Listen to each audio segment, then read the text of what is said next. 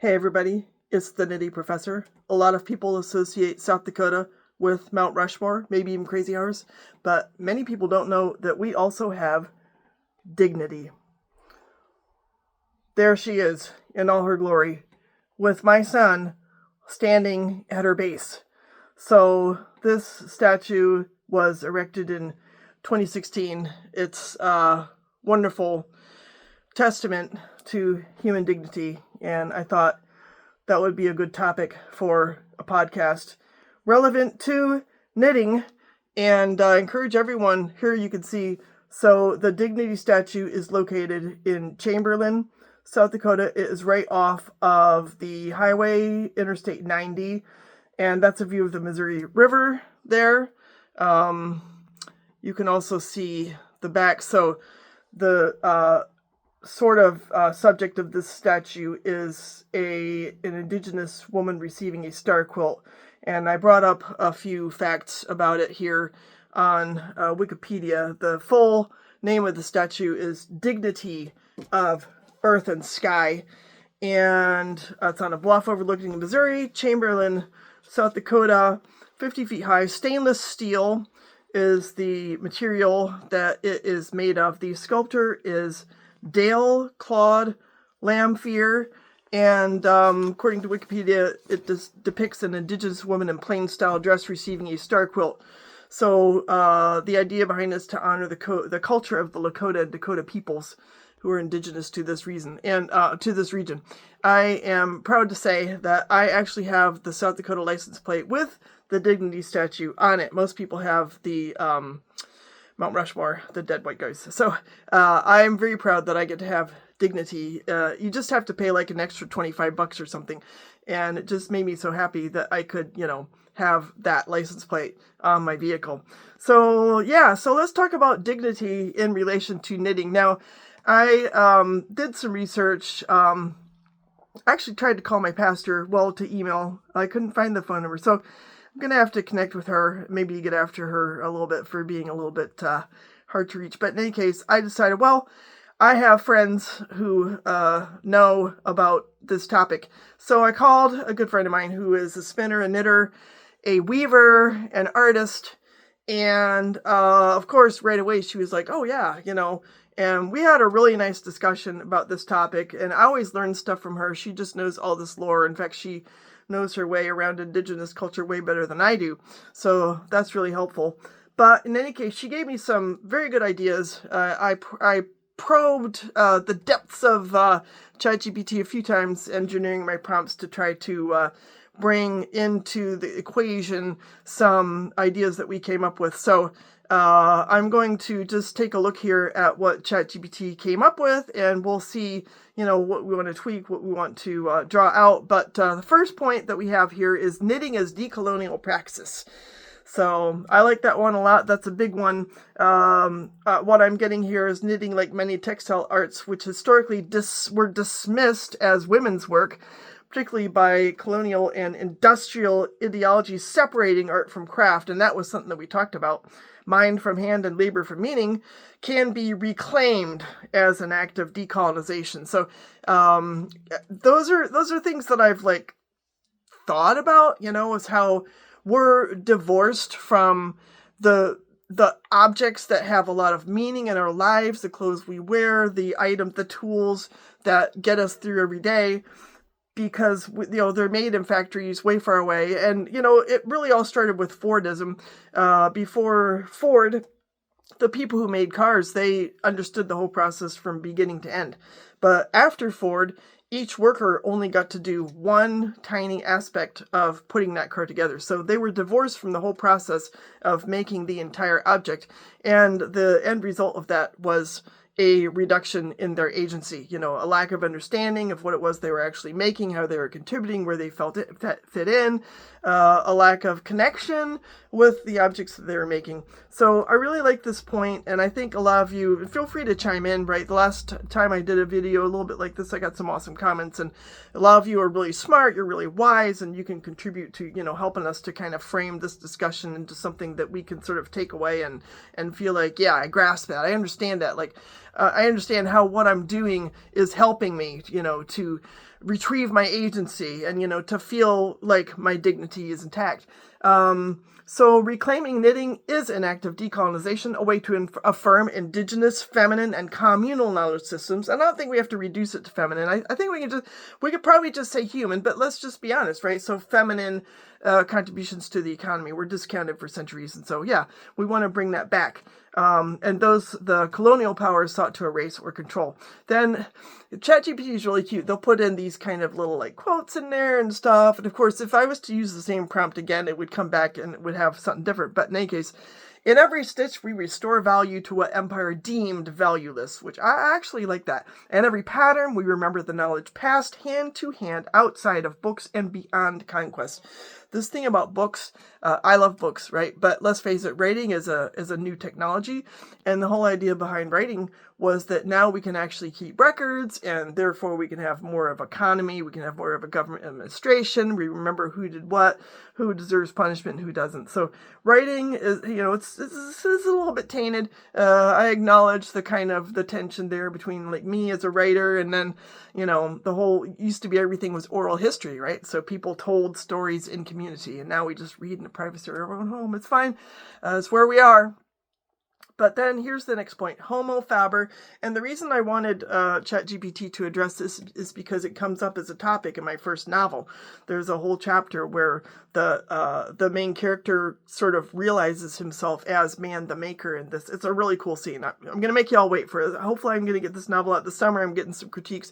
I want it to be just really polished and great. But in any case, the Latin term homo faber, man the maker, celebrates the innate human dignity of making. And that was something my friend and I were talking about yesterday, about how it all revolves around making. Art is the process of making. Craft is the process of making. And again, you can make a sweater from beginning to end. You understand every piece of the process and how it relates to your body, your shape, your pattern, your thoughts, your creativity. It's not like Fordism where, okay, I'm going to make the carburetor and you're going to make the rim, So we're not like distance artificially from the things we're making. We are wholly involved and attached to the product, and then we get to wear it and we get to use it. It's like cooking, we get to consume it. And here's another point that ChatGPT is helping me with. We are not passive consumers. We are creators. So we're active. We have agency. This is another, I like how ChatGPT states some things. It's really helpful. Knitting defies the alienation of mass production. And that's what I was getting at with Fordism, right? It's like alienation.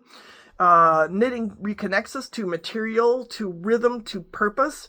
Each item made is infused with the dignity of attention and intention. I like that. I'm going to skip the next quote, but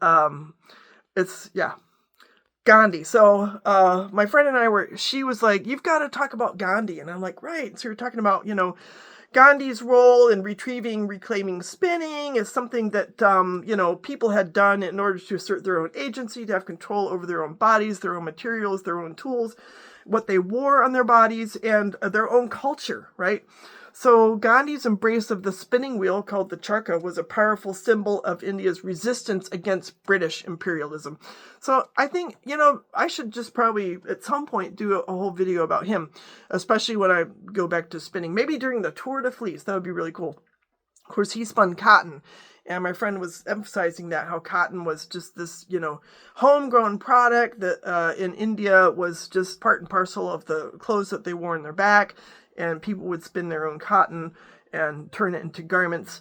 So by spinning thread, Gandhi reclaimed the dignity of self-sufficiency, cultural autonomy, and nonviolent defiance. And I think cultural autonomy is something, too, that we're kind of estranged from, because so much of our culture is dictated by commodification. And I was pointing out to her, I was like, yeah, it's kind of like what Disney did to the fairy tales, right?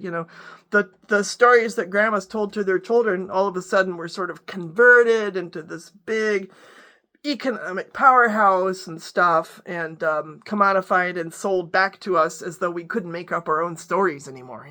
Oh, we can't make up stories, we have to buy Disney stories. So self-sufficiency, cultural autonomy, and then of course the whole nonviolent defiance thing, because by spinning, right, by reclaiming this autonomy and decolonizing, he was also engaging in nonviolent defiance. I like that word, defiance. Knitting carries that same quiet power. It's a practice of sovereignty over our time, our bodies, and our creativity. And the thing is that anybody can knit, right? We don't have to do big art. What's another thing I want to kind of get into as time goes on with my writing, with my research, is that like there are male versions of art, painting and sculpture, and there's like architecture, but then there's supposedly female. I don't think we need to have this dichotomy anymore, right? We can have gender-free, gender-fluid, whatever. But historically, right? So this whole idea of taking small-scale creativity and engaging in small-scale acts like modest, like accessible. Let's talk about accessibility of the craft, accessibility of art. It doesn't have to be highfalutin. It doesn't have to be, huge murals or, Christo going out there and wrapping the whole, Bundestag or something like that. This is art. Even this, modest rainbow scarf that I'm making is just, it's just stockinette going around in circles. But I am creating art by doing this. So let's go on to the next point. Knitting, and there we go. Knitting as art. Knitting as assertion. When we call knitting just a hobby, we risk obscuring its artistic force. Knitting is not merely functional. It can be expressive, narrative, abstract, and rebellious. Now, obviously, narrative is huge for me. Not only in my own writing, because obviously my novels are narratives, but my whole research. If any of y'all wants to go back and look at my research, you can. It's all in the library. But I write about narrative. So this idea of knitting in relation to narrative, like telling our stories, like I could go over there and I could like grab all the sweaters that I made in the past 6 years and I could tell you stories about how each one came about. So it's like a part of my narrative, all the stuff I made for my kids, which is not as much as it should be, but it's going to be more, especially when the babies come along. It's going to be really cool. So it's a part of my narrative. It's a part of my story. And if we do it in collective, like the Fiber Guild that I'm a part of and stuff, it assumes kind of a collective narrative cultural force, which is awesome. A little bit more detail here through color, texture, and form. Knitters shape identities, tell stories, and reimagine the world. We reimagine the world by, just by wearing this. Like I took a pattern that had totally different colors and I reimagined it with some elements of my own, make it fit my body and then make it fit my personal. And I made it match my room. So let's just, put that in there. Knitting as art affirms that beauty and imagination are not luxuries of the elite. That's what I just said, right?